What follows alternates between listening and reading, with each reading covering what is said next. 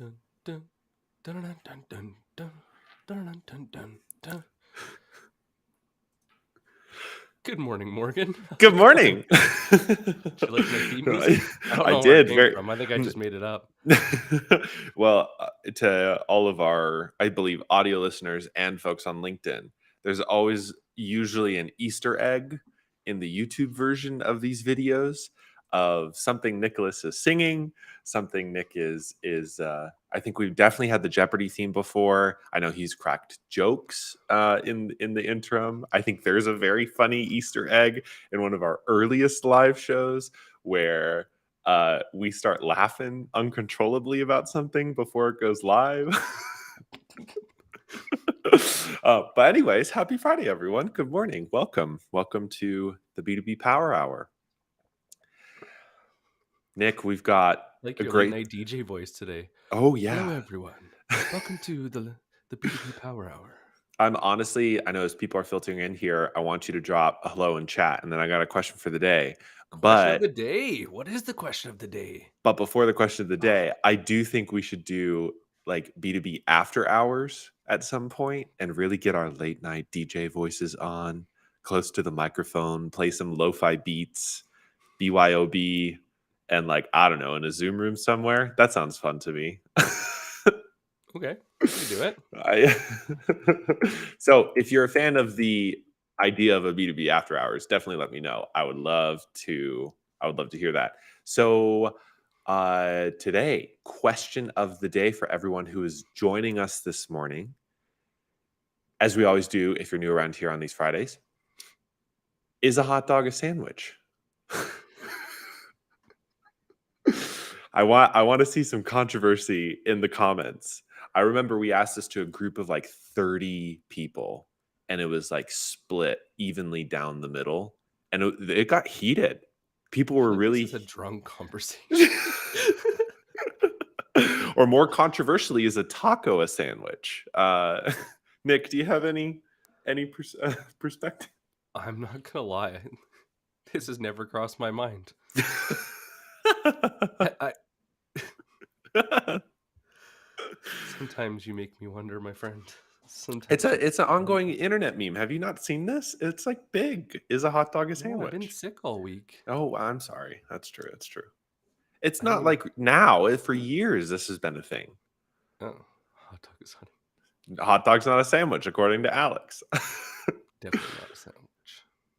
I Does it matter if you put like onions and other like goodies in there? Is it like the quality of like veggies that make it a sandwich? Or I don't know. Like, because one of the funniest things to me, I remember I got into a heated argument, and one of my friends was like making this argument that uh obviously part of the reason a hot dog is not a sandwich is that the hot dog bun is connected. And so somebody had pointed out to him that Subway sandwiches are also not cut all the way through. So does that make a Subway sandwich a hot dog? Which is just so funny. See, this is why I love this question. Everybody just starts going off.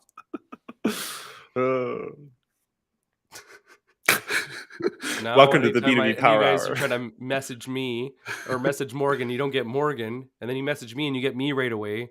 Now you know what Morgan's doing. Yeah, dealing with hot dog versus Contemplating sandwich. hard questions of life.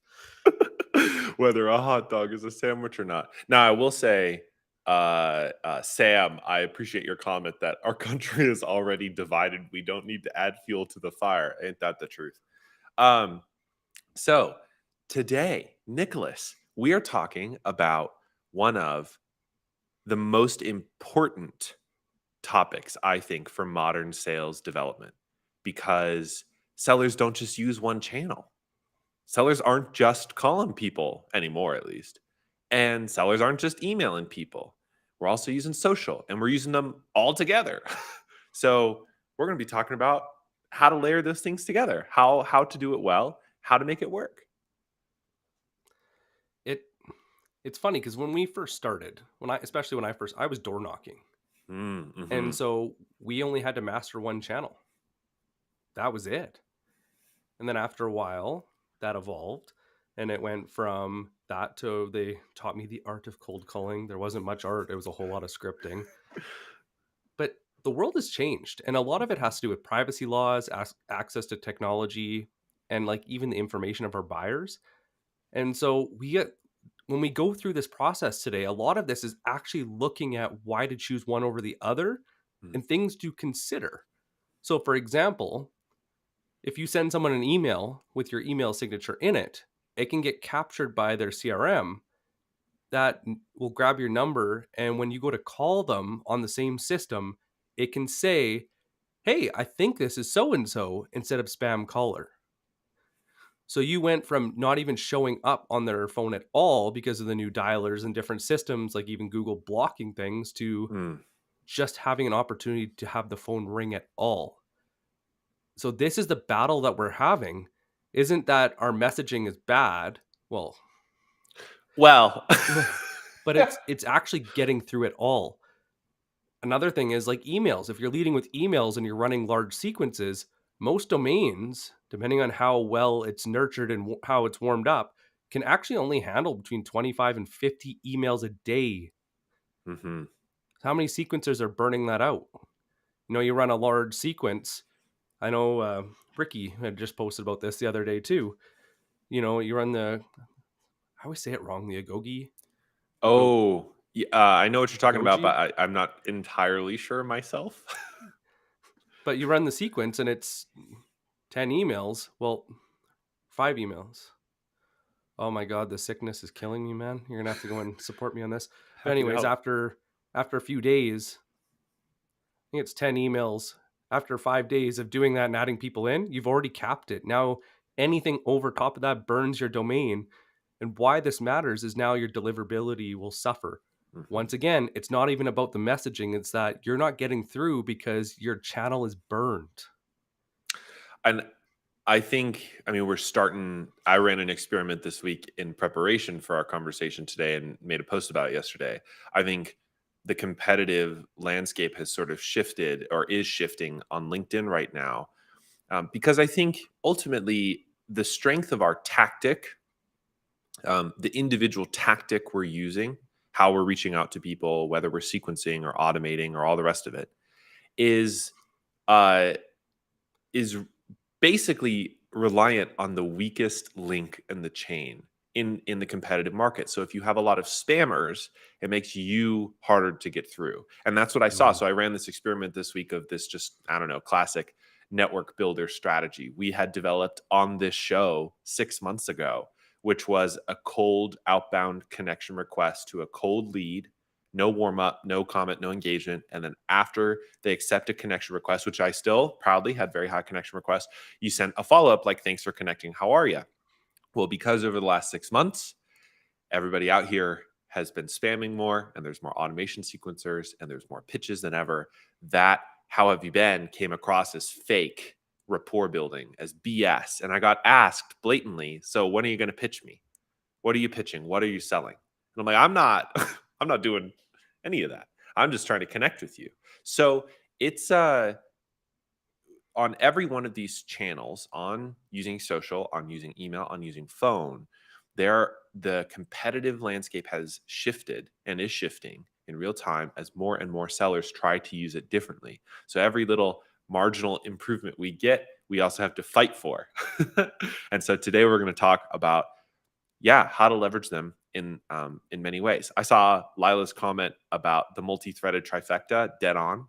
Um, I will do my best today, full disclaimer, to say layering instead of multi-threading. I have learned for enterprise sellers that particularly that multi-threading is about reaching different personas inside the account and not using different channels necessarily to reach those personas. I didn't realize you were mixing those two up.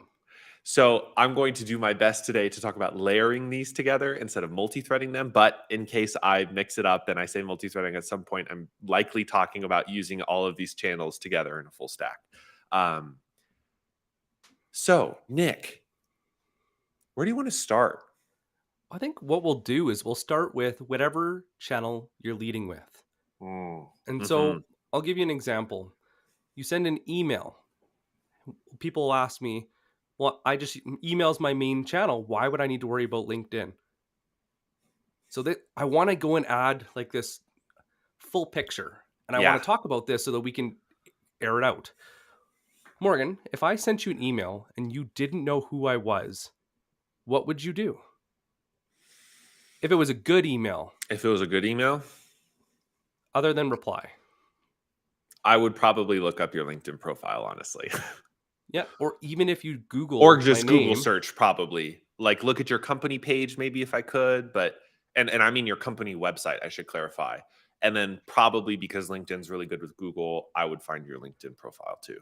yeah, unless you're investing a lot into having a presence somewhere else, the thing that pops up first is LinkedIn. If that LinkedIn profile comes across as salesy, promotional, or not valuable, you're done. Yep. So, this is why when we look at these strategies, we have to look at the full picture. If your email deliverability is not there, well, that's different. Another thing to go and add in too, right? Because you have to look at your channels. But so you're emailing first, but your LinkedIn's not up to snuff.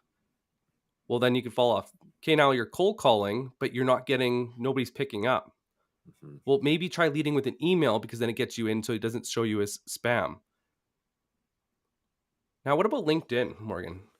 Why do you think somebody would use LinkedIn first before calling or emailing? What do you think would be the advantage?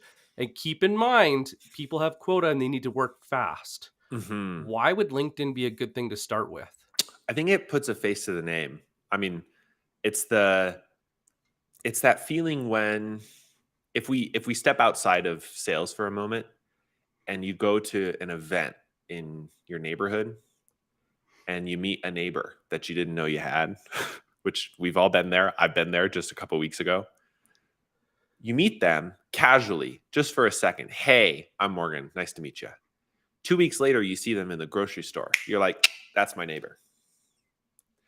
There's that trust by association or visibility that I think LinkedIn provides, where even if it's just a comment or a couple comments, or even if it's just an engagement um, through a piece of content and not a connection request and this like high pressure DM and this like really crazy high pressure approach some sales leaders take or some sales pros take to LinkedIn. And it's just engaging with their stuff. Now, when that name pops up in their email or they hear it in their voicemail, they're going to say, I've heard that name before. Where have I seen that?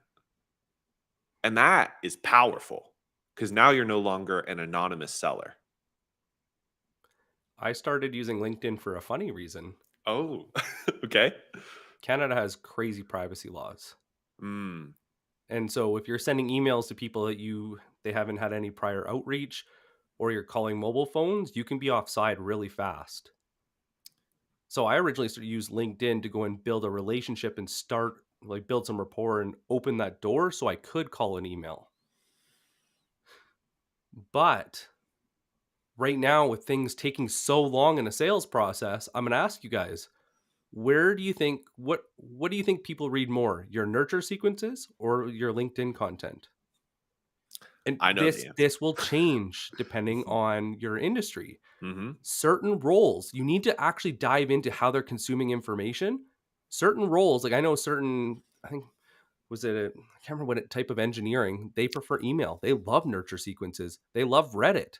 And so Yes. by showing up there, you can actually get them to read those sequences, but it's also worded differently. The messaging is different. But one of the reasons why I like leading with LinkedIn is you can earn trust at scale and you can pre-sell a pipeline. Hmm.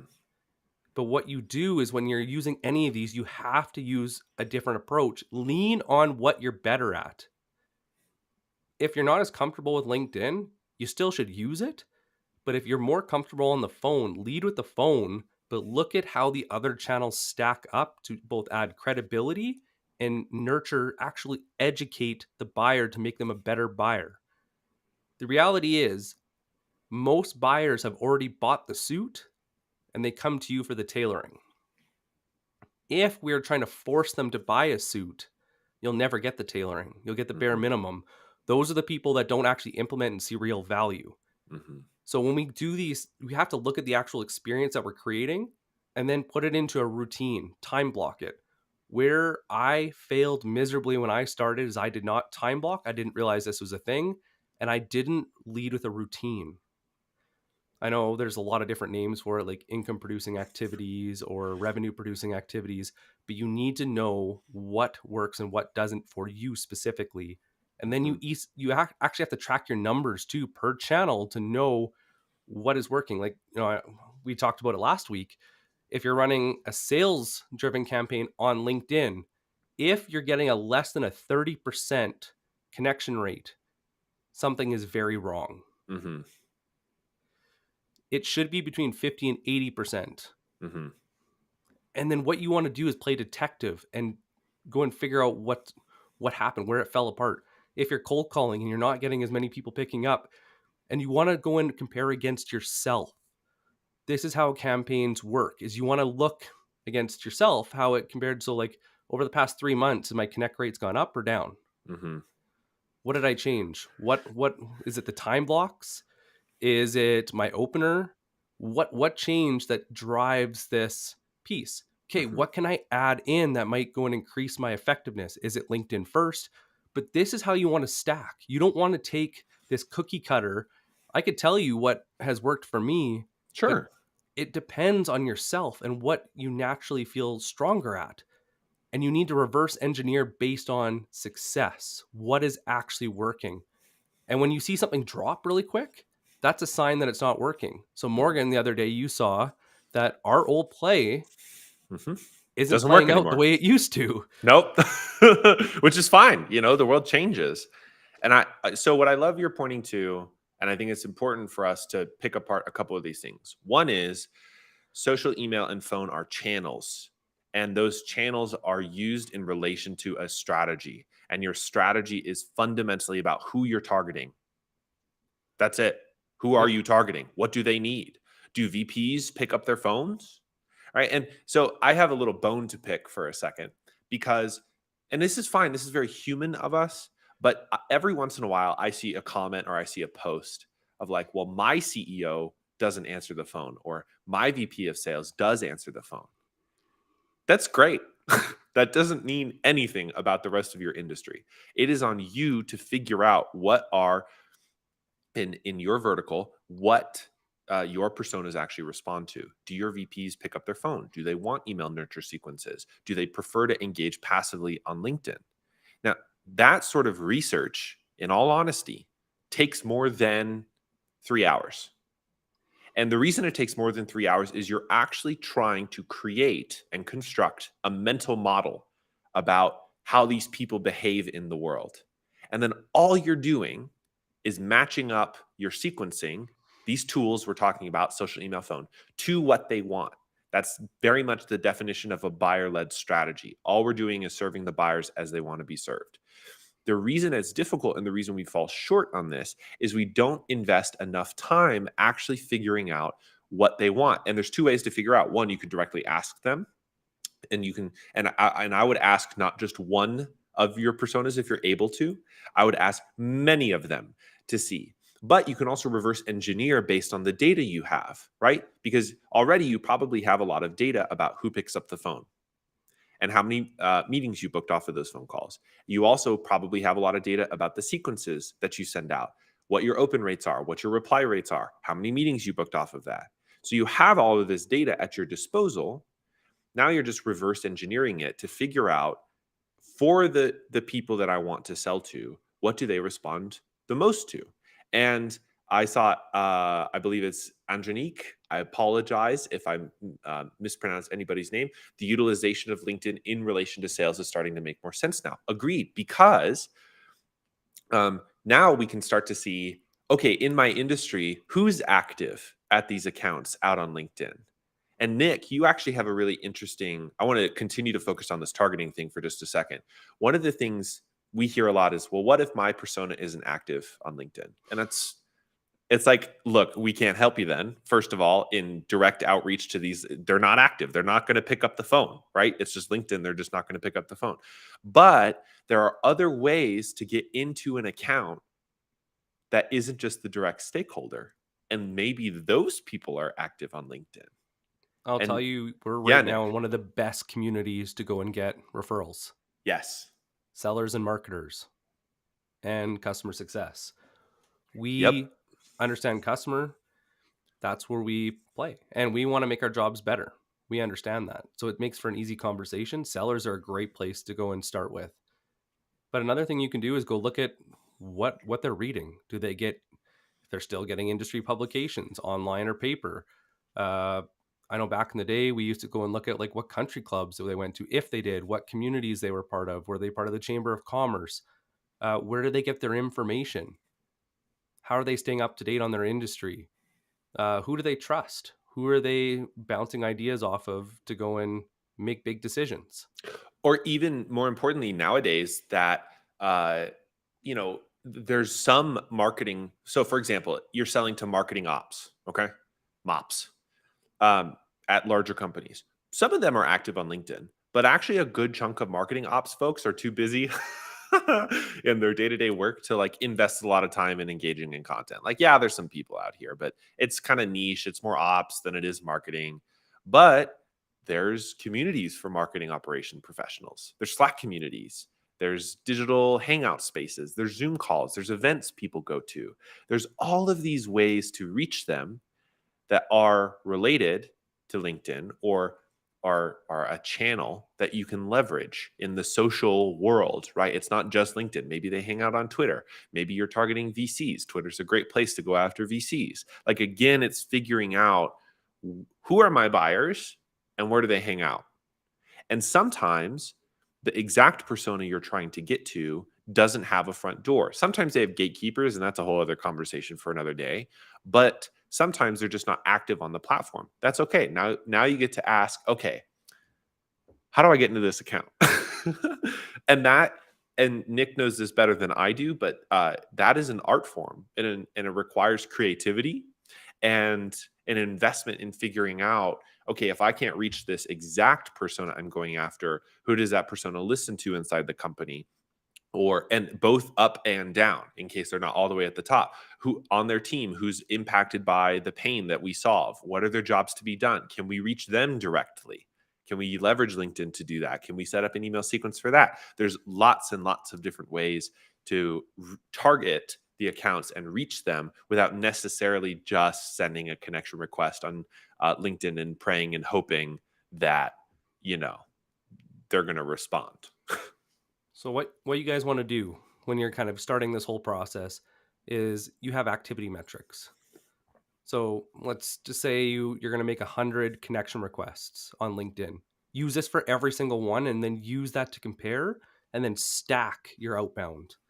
So activities. So connection requests. LinkedIn, you get 100 a week. So you Mhm. get 100. How many of those are accepted? Same as like your pickup rate on a cold call, right? Or a How many reply are rate on an accepted, email. right? Then Mhm. you go to how many conversations do you have? And then how many meetings? Ultimately, you'll go, the bottom number then will be sales. So everything we do is reverse engineered to know our numbers. When you do this, you'll find something amazing. You have a superpower. The one thing I wish people did more is share this. One thing I loved about being in the bullpen back in the day is that you could talk to the people around the bullpen and figure out where their numbers were. And you could see where you were stronger and either mentor or learn from them and listen, or you could lean in on where you were stronger and put less time in where you were not as strong. So like share your numbers amongst the group, share them in the comments, go and share them with us and we'll go and put it out there so the world knows what good numbers are on these different pieces, because that is where how you find your superpower. That's how you find where you lead with outbound. Now, Morgan brought up something, he kind of jumped the gun, but that's okay. Yeah. And it's warming up. Mhm. Warming up accounts is another superpower. And, before it was something like we were talking about, it's like joining the Chamber of Commerce, joining an executive gym, and just showing up, being seen, them recognizing your face, going to a local bar, seeing them recognizing your face. Now we have digital communities that anybody can access. It's not even hidden behind a paywall anymore. Where are they? The thing you really have to consider is, where are they the most active? where do they pay the most attention and which is the most niche. And I say the most niche because there's so many communities that are too big to be recognized. Mm. And you have to go out of your way for them to recognize you. So find the one that's the smallest that gives you the best bang for your buck to show up and network and rub shoulders with the right people. This isn't something new. This is something we've been doing for a long time. But now with digital communities, this is the warm up effect. This, Sarah Brazier did this amazingly with LinkedIn, Mm. that when she cold called, it wasn't cold, it was warm. They knew who she was and why she was calling, which led to extraordinary results. And so you got to really think of where these communities are where you can warm up accounts and even identify accounts you didn't even know exist.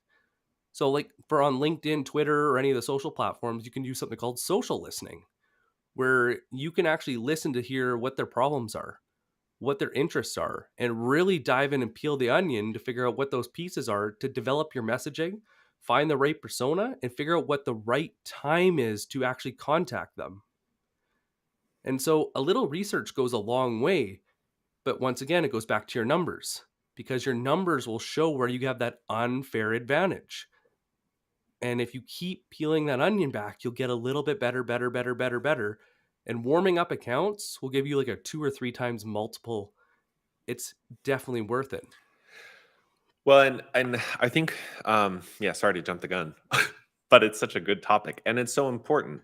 One of the maybe competitive advantages of social selling compared to other channels is you can take it as slow as you want. I mean, ultimately, yeah, if you have an email sequencer and it's a marketing based email sequencer instead of something you're doing as direct outreach and it's like, here, learn more about our thing. They put in they're an MQL basically. Like, yeah, I kind of that's warming up the account. But it's a little different on LinkedIn because now it's not just your company's name, it's you. It's your name and your face with your tagline and your profile and your content and your engagement. And when you're warming up an account out on LinkedIn, what that looks like can vary, but it ultimately is slower than you think it is. And the reason I say that is it's really important in my book not to jump the gun too quickly. And my little experiment this week showed how resistant people are. For those who didn't see the post, it was like uh, 70 connection requests, I think, and really high acceptance rates.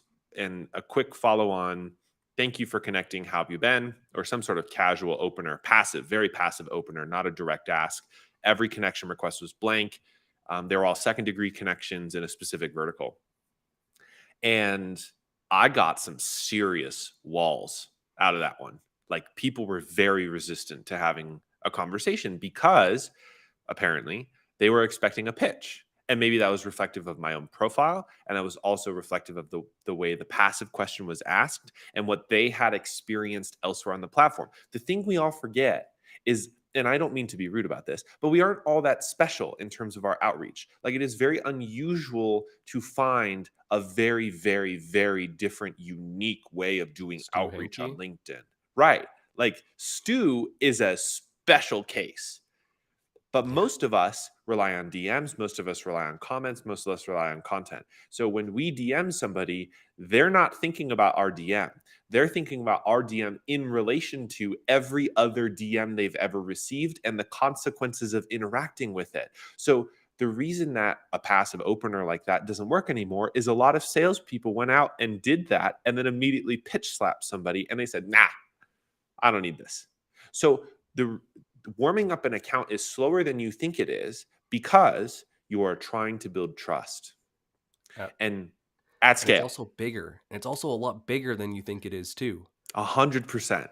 We Because underestimate how long it takes, and we Mhm. underestimate just how much we're like the impact that we're getting from it.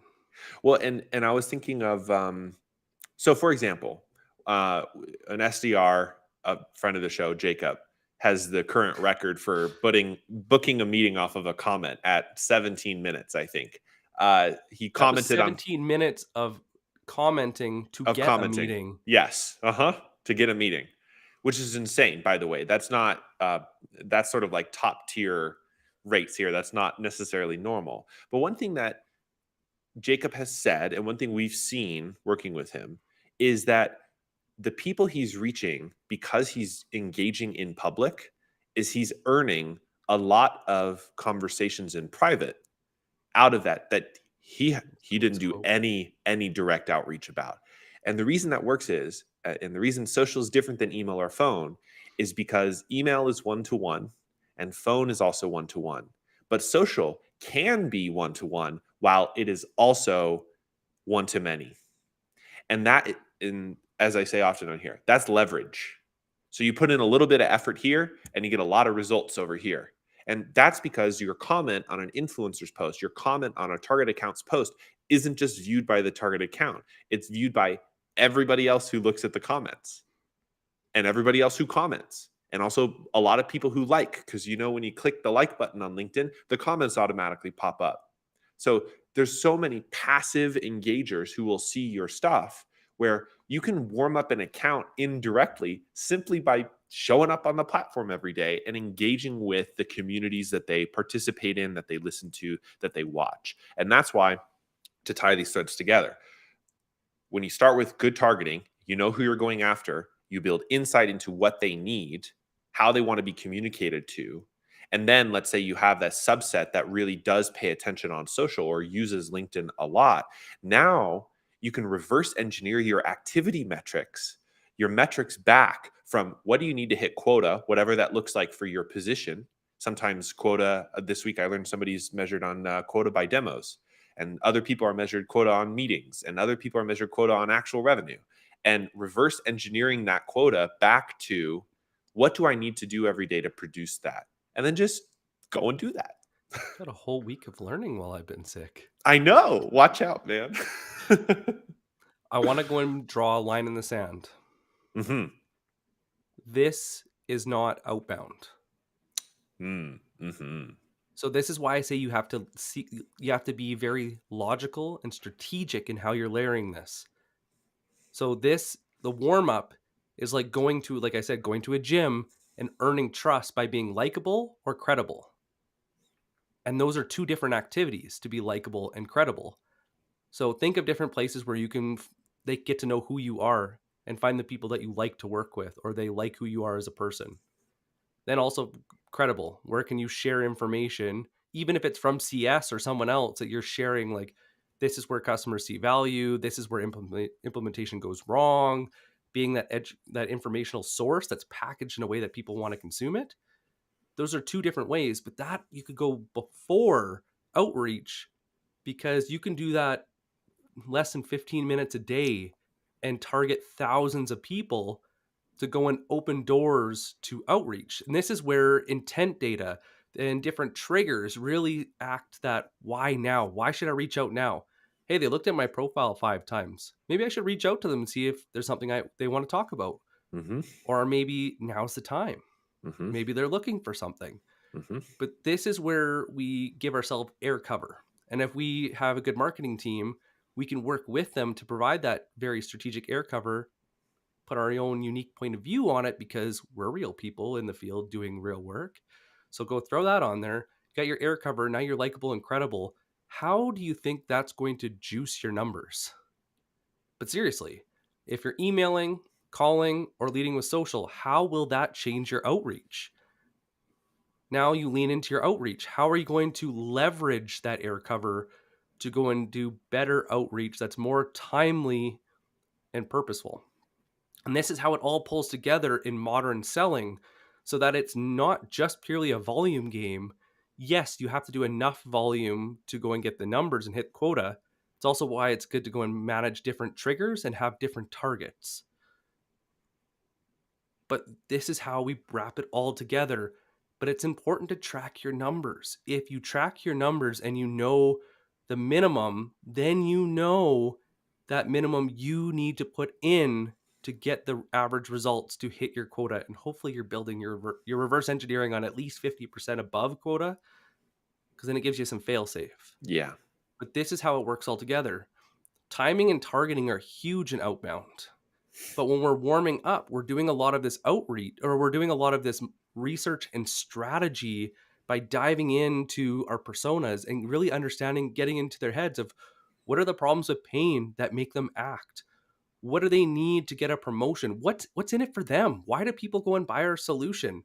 What are the main problems that they are dealing with that they would love if we reached out? What are those signs and symptoms that that problem is becoming bigger or that it's becoming more frequent? Okay, maybe now's the time. What are some other triggers? They just got a promotion. They just did a fundraising round. You have to know those triggers, stack those up, but all those triggers are different messaging. They might also be a different persona. But this is why if you run your outbound like a campaign and track your numbers separately, you win. And it all starts with knowing your superpower and how to lean in for you as an individual. And then you build out all the other pieces. And it's like very specific A/B test experimentation that you can't lose. You might fail a test or two. God knows I have. Hey, we've Same. had a, Oh we've my had a couple gosh. bombs, Yeah. and when we talk about stuff on here, like what not to do, like I've been in LinkedIn jail hmm more than a few times. hmm When we talk about you can only send 100 connection requests a week, that is a very firm number. I will tell Very you, firm. very firm. But you have to test this, and by testing this, this is how you win. Now, we need to wrap into something else, and that's multi-threading, not layering. Before we go there, I just want to, Oh, not layering. I want to provide sort of a gut check to what Nick just said. So the thing that usually happens is we get equipped with certain lists of titles, right? Or certain industries or certain kinds of companies that we want to go after. That's pretty normal as a part of our ramp process. Like, hey, we sell to these kinds of firms. Here are the people we talk to, et cetera, et cetera. What Nick is saying is a little layer above that. And the gut check that I've always used when you have your timing and your triggers down is, would I pay money to have a meeting with this person? mm, good Now, gut check. you are not going to achieve that day one of doing this. This is a learning process, right?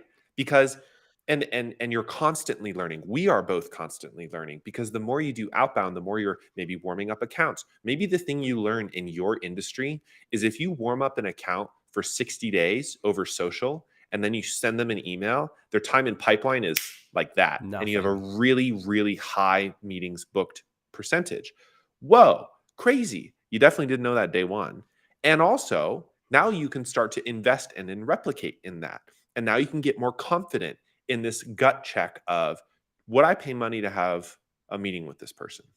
And that is indicative of a confidence you have based on your insight of the industry, based on your mental model of the persona that you're talking to, and based on your experience that you have doing outreach and making mistakes. I mean, again, like I've done email experiments. They did not go well. We've done connection request experiments. They They also did not go bombed. well. And this is true. Obviously, we do a lot of stuff on social, but this is also true in cold email. This is also true when you're cold calling. It's totally fine to have a call that doesn't go well. What's important is that you're learning. You're You're saying, okay, breaking it down to understand what happened. was it the wrong person to talk to? Was it the wrong timing? Was it, and sometimes, and this is the difficult thing, and this is a hard nut to swallow. You don't always know. You just don't always know, and that's okay too. Like, you want to get close to an answer, you want to have a good guess, but if you can't nail specifically, oh, it was the wrong time, that's fine. Start, keep on trying more. Look for some patterns. Continue to Ooh. try and experiment, right? One of my favorite things that somebody told me to do, and I've actually seen it come back up on LinkedIn recently, is when I used to bomb calls, I used to call them back within a week and just say, Ooh. or send them an email. It's like, I absolutely dropped the ball. And I've been racking my brain trying to figure out where the disconnect was. Could I please get your feedback so that I don't ever do that again? Because back when I was doing this, we didn't have case studies on the website. I couldn't Mhm. go on review all the case studies, put them in a sheet, see who they talked to, use that messaging that they had, the direct quotes that they have to reverse engineer who to talk to. I didn't have that cheat sheet. They didn't know who I was supposed to be talking to, so I was figuring that out as I went. But these people, a lot of the time, they're like, hey, I actually don't have control over this, nor do I understand it. It's not something I use. And it allowed me to get better with each outreach. Mhm. And this is why, like, track your numbers, figure out who that persona is, really dial it in. Because then think of what superpower you have after a year. Think of your superpowers. If you're an SDR now, think of your superpower when you move into an AE role, because you know the logical sequence of the problems that are going through their heads.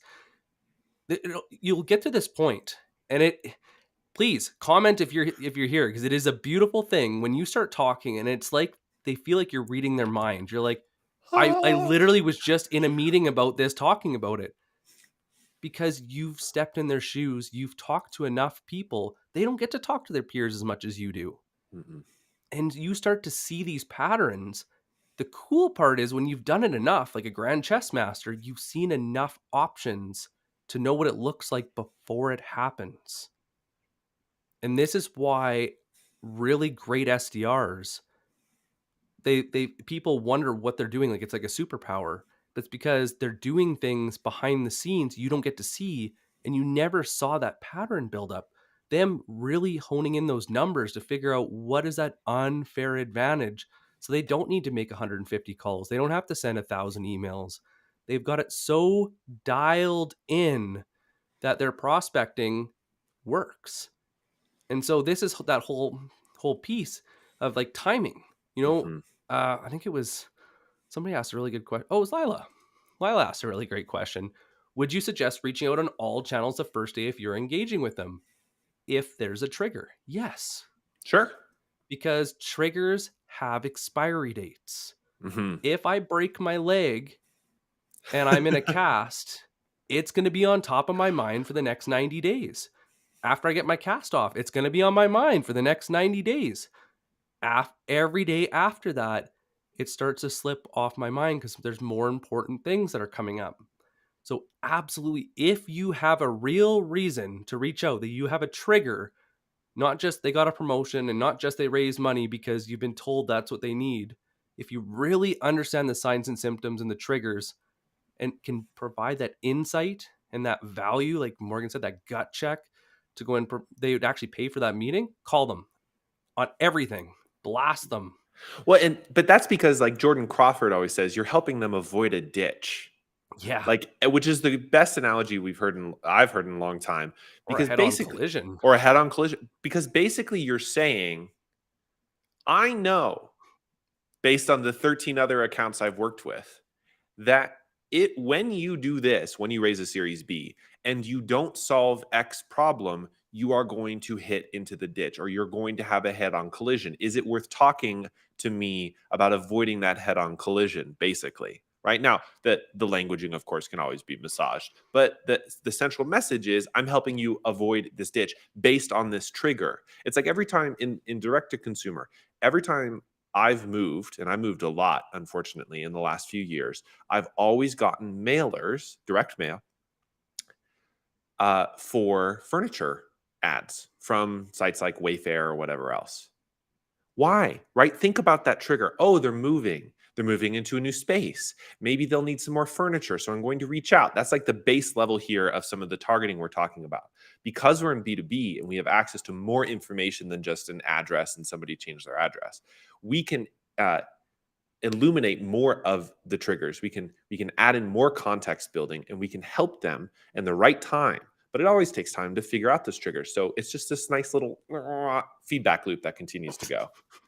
Oh, what are you laughing I at? honestly thought you were going to move to Italy. Oh, For a I mean, while there, I thought you were never coming back. me too. For the record, I definitely didn't think I was going to come back. Wasim has a. Wasim brought Mhm. up a really great point. Most SDRs, I think, go with mentality of more no's get closer to a yes.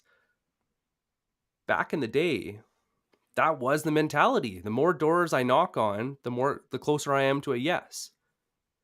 The difference now is we have access to so much information, and it's in our hands. We just have to go and use it. We have to go and use it for something that makes sense. And so it's no longer just about no. Because if your messaging is hitting no too often, it needs to be tweaked. This is why you have to track your numbers. Maybe it's the wrong channel, maybe it's the wrong person, but you have to ask, okay, where's the disconnect? Maybe I have the wrong problem statement. Shoot, okay, let's call users, understand where the workflow problem is coming from. Okay, now what is the business case?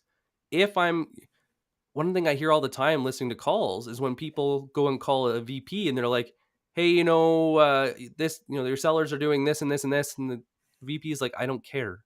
Yeah. Top line, bottom line, risk." Mhm. They're not judged on day-to-day activities. They are judged on top-level strategy. So if you made those calls and you're like, "I'm gonna, no, no, no, I'm gonna get closer to a yes," unless that person just moved into that role and you just hit the, like, you're trying to scale luck and you hit the lottery because day to day was still on their mind, you're probably always going to get a no. Mhm. But you'll never know that unless you track your numbers and you keep moving forward, getting smarter with each outreach, with each prospect. Track your numbers, track your channels, score your channels based on you, not your Mhm. company. And this is how we get better. Somebody So else had a really good one. Assad, hey buddy. so it's actually funny. This transitions us, I think, into the final topic we needed to hit on today, which I derailed us from earlier, um, which is multi-threading. When you're selling into an account with multiple stakeholders, like how are you layering all of these channels together? And actually, Nick, you've posed the most interesting challenge I've ever heard for social selling, which is, and this is such a good creative question because, and you post about this the other day, creativity is about constraints. So I Oh, love creative challenges, right? How can I, for example, how can I get to a point where I would pay for every meeting for the person I'm calling? That's a great creative challenge. Like, what is required for me to get to that point? Um, Another creative challenge, which is what you've been posing recently. How can I get the person that I'm targeting to call me in 90 days or less? it's my favorite one. And it works so well when you start thinking about multi-threading a deal because when you have, I want to skip over some of the basics here. Let's assume people say, okay, we've mapped out our buying personas. We understand there's a committee. We know there's multiple different stakeholders involved. Now, how do we layer all of these things together? The most crucial thing in my mind is basically everybody's on the same page. Every that there's this fluidity of of of motion between stuff, right? Everything just cascades naturally through the deal cycle. So how do you get to that point? And most importantly, if there is a champion you're going after and you're just trying to route into the account, what is required for them to call you in 90 days or less? This is where my question, I say they've already bought the suit. Now they just Mhm. need the tailoring. Mhm. What are the 5 to 10 things they need to know and really understand for them to buy the suit? And then this is where the complexity comes in. Like, they need help with implementation. They need help to roll it out and make sure they actually see the value in it. But who would need to know you exist, and what would they need to know about you? So Wasim had said, what do you think about webinars? Are they still good for prospecting strategy? So think about this. If I had 20 target accounts and my goal was to get all 20 of those target accounts in these weekly shows, but not the VPs. My goal was to understand what's going through those VPs' heads and the directors, management and leadership's heads, to really understand where the disconnect is and where the problem is showing up. And I empowered SDRs and AEs to kick ass and gave them a resource to go and get their promotions, to go and help them. Or when things were going wrong, I gave them a resource to go and share amongst the group. What do you think would happen if you were a manager or a director and you kept getting the B2B Power Hour sent to you? I can tell you what happens. I mean, we can They tell you what message happens. us. Yeah. And And that's why, it yeah. usually takes time. And this is the thing that Mhm. you have to go and really keep in mind is warm up can create inbound. Mhm. It takes time. And so what did they, I think there was somebody else that said it takes 2 to 3 times pipeline. Something like that is a rule of So thumb. what I've noticed is it's somewhere between 60 and 120 days for us that they are watching and consuming, and then they'll come to us and ask us questions. Hmm. But this is where we flip, and we had the intent. But multi-threading in this case is a little different because I want to touch on all the different levels with social. Where once the meeting starts, what I want to do is think of yourself like a project manager. This is the new hat we have to wear when we've sold the champion, but we can pre-sell the champion too. Just keep this in mind when we're prospecting, we can pre-sell the champion and start this process sooner. It's an art. It's really easy to screw up. I've done it too many times. But that's a different thing. Is you want to go and loop them in when necessary and at the right time. So now as project management, who normally gets involved in this process? Think about it too. Where does the process usually get derailed or slowed down? I could tell you back in investment banking, it was contracting, Always. legal, Mm, always hammered always us, legal. Yep. and their accountant. Hmm. Either getting the information or or them just trying not to go and, swing around their ego like they were the big man in the room. Hmm. But it was just something that happened all the time. So we knew that if we looped them in early at the right time, they would be champions and they wouldn't get in the way, or they'd have no sway to get in the way. Well, and I think let's tie in the concept earlier where when you're using social, and let's take the case in which they are active on social for a second, and we can talk about if they're not. Um, Now you have leverage on a platform like LinkedIn or Twitter or Reddit or whatever to comment and to engage with their entire team. You have direct Mhm. access to every stakeholder. Like that's the promise of LinkedIn. It's the best and biggest networking platform you've ever been a part of. The issue is if you're multi-threading a deal, the sort of standard connect and pitch advice is bad anyways, but it is even worse here because you're not actually trying to sell the fourth stakeholder on a buying committee of your software. You are just trying to build that relationship. And I think, is it Alex Boyd who talks about slowing down to sell more? But basically, the principle here is that you're trying not to convince every person on the buying committee or challenger customer even talks about this. The more that you personalize the information, the messaging of your product to each persona on the buying committee, the less likely the deal is to close, which sounds counterintuitive. But it is because each person is so caught up in their own day to day. They have to make the decision. Come on, no, you Where need a yeah. Can I ask a question? Go I for can't it. remember. You call it something different in the US. You're gonna have to go and help me. Oh no. Have you ever got hit? But think of back in the school days Uh where you huh. had to go and write a book report Yeah. Yeah. and you Oh. got like nailed, like, and you forgot about it, and you're like, "Oh shoot, I can't read this book in the next hour." Yeah. So you get the Coles notes, or what do you guys call it? Spark notes or Cliff's Spark notes, notes. Yeah. Uh the huh. Cliff notes. Yep. A lot of sellers, when they're multi-threading, try to like it's almost like verbal diarrhea. Give them Yeah. this garbage, and so all these people are trying to sift through to find information that's useful. Hmm. What are the Coles notes? What are Hmm. the Spark notes? Hmm. What are the 3 things, just a few things that they need to either report on or to know that this is actually valuable and that you get what's going through their mind Hmm. and their workflow?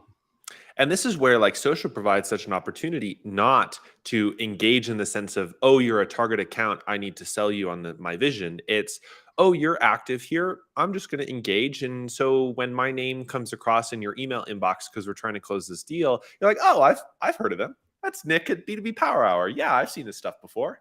Because again, as you say, and many others, you can only move at the speed of trust. But deals close because you're somebody they know, like, and trust.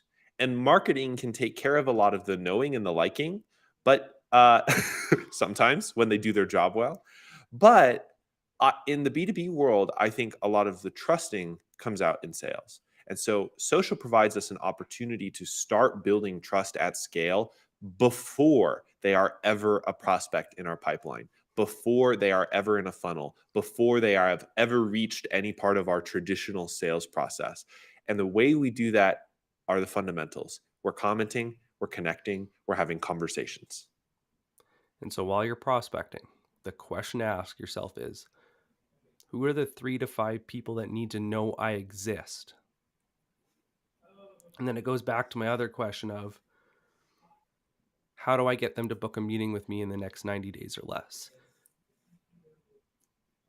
When you start out with who are the 3 to 5 people that need to know I exist, this is how you start to go and earn trust at scale within an account. You warm it up. And this is how deals move fast because they know who you are. You've educated them on the problem. They know that they understand why they need to change. They understand the time is now, and they really understand why you. And this is also why identifying your superpower is so important, because there might be an SDR on your team or an AE on your team whose superpower is social, and they just have a knack for being able to put stuff into content and share out that content, and their buyers love it. And that may not be you. That's fine. Maybe you're really good on the phone. So let's prioritize phone now, because now you can get on the phone, do the same thing that the AE is doing in their content, but over the phone. And all you're trying to do is get to that point where we've harmonized all of the activity metrics, the targeting, and the channels together for each of the personas that you're trying to reach. And yes, in some ways, social is more effective or serves a purpose to warm up accounts before you call, before you email. But that doesn't mean you have to go all in on social to use it. You do not have to be the rock star of the social world. You don't, and actually we've proven this out. You need 500 connections basically to start like getting any attention. Like you need that baseline where LinkedIn says yes, they've been active on the network, but you don't need 20,000 followers to start generating deals. If your superpower is social, for example, or if you're on email, maybe now you're thinking about, how can I complement the stuff that I'm sending out in email in my sequences, but leverage it in a way that becomes my comments or my content? And that doesn't mean you have to, invest hours in social every week. It could be 20 minutes. Well, go talk to marketing and ask them why they put the problem statements on the website in the order Hmm. that they did. Hmm. Perfect. Now there's your email sequence. Do your 3 emails with the different problem statements. And then if they don't pick, at the end, fourth one, and put it in their hands. You call it Yep. breakup, whatever you want. I'd argue it's hard to break up with something that never existed, but Yeah. That's for another day. Well, yeah, I mean, as anybody has any questions as we're closing out the hour, make sure to drop them in chat and we'll get to them. The the last thing that's on my mind, Nick, is that layering these channels together is, I always felt this. I don't know if you felt this, and I know a lot of salespeople have felt this too. It feels like it's kind of risky. Like, what if it fails? And Kyle Williams told me once on his episode, actually, he's like, "We're not doing pharmaceuticals. Like, there's the downside to this is you don't get a reply. You're not killing anybody. There's no rockets exploding. There's no, there's nothing like going crazy wrong in the world because you messed up an email sequence." So I think the more that we can lean into taking that risk, to trying something new, to figuring out what our numbers are on each of these channels, the better off we'll be. Not because somehow we hit quota better, but or faster. I mean, that will happen, and as you get better and better. But it's so that you understand your own natural strengths and can use them effectively. I will tell you, if you are a good cold caller, Mm, you will kick ass on social hmm. because you understand how to have a conversation and get attention. And Yep. if you want to see how that turns in, go follow Jacob. Yeah. Hey, Jacob. Uh, um, So next week we are hosting a live show on Tuesday about social selling with Evan Patterson. You can find that event on Nick's profile. Check it out. It's going to be a banger. Evan's got a ton of experience on content, especially, and social listening, And figuring out what people are saying. he was a BDR And he was a that was BDR. that was booking 40 plus meetings. His team actually told him to slow down because they couldn't keep up with the meetings that he was booking because What a he was problem. so dialed in with his social listening and how he was, getting out there with the comments and getting people at the right time that it just boom, boom, boom, boom. It worked for him. That's He found his amazing. superpower. Yes. So check that out. It's on Tuesday. and it's available over Nick's profile. So thank you, everyone who's joined us today. It's our normal Friday live show. And Nick, any closing thoughts? If you don't already, come follow us, Mhm. connect with us. We'd love to get connected with you. We'd love to hear all your questions. And I just want to say thank you. We really appreciate you joining us. We love to do this for you. We learn so much from doing this with you guys. And we'd love to hear how you're kicking ass. So please shoot us DMs how you're putting this to work. And let's celebrate the wins together. Sounds Thanks, good. everyone. Thanks. Happy Friday. Take care. Bye.